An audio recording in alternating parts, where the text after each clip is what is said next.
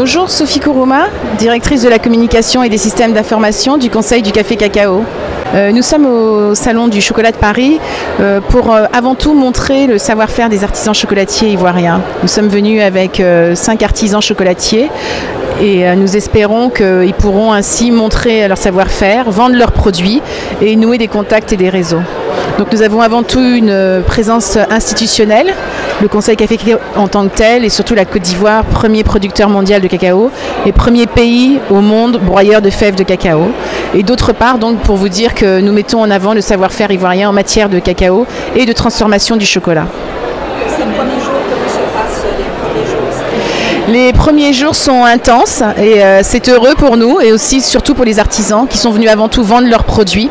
Le stand ne désemplit pas, il y a beaucoup d'activités, on a beaucoup de visites, beaucoup de personnes très curieuses de découvrir le process du cacao, ne serait-ce même que de voir ou de goûter une cabosse.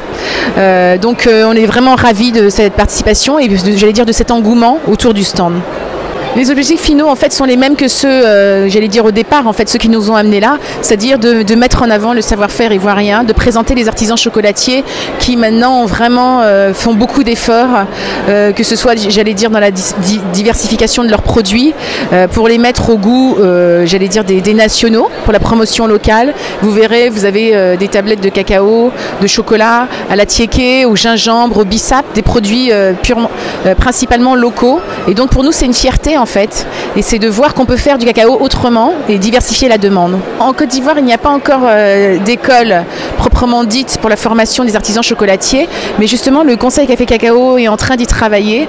Nous avons le projet de mettre en œuvre un centre de formation pour les artisans chocolatiers très bientôt, et nous y travaillons, et c'est pour ça justement qu'on met d'autant plus en avant de jeunes artisans chocolatiers pour montrer que ce travail est possible, qu'ils en vivent très bien et que c'est un travail, j'allais dire, de savoir-faire, un artisanat d'excellence.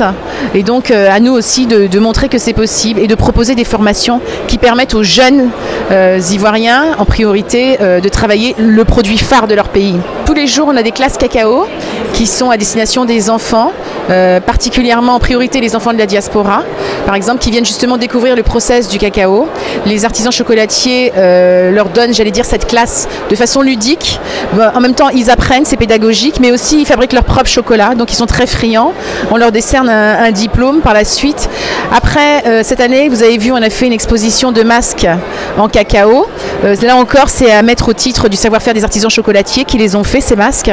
Et donc, on a choisi en priorité des masques des régions productrices de cacao. C'est aussi une façon pour nous de rendre hommage aux producteurs ivoiriens, parce que en expliquant, en disant l'histoire de chaque masque choisi, on explique aussi l'histoire de la région, et puis on peut communiquer et parler de la production et des producteurs de ces régions.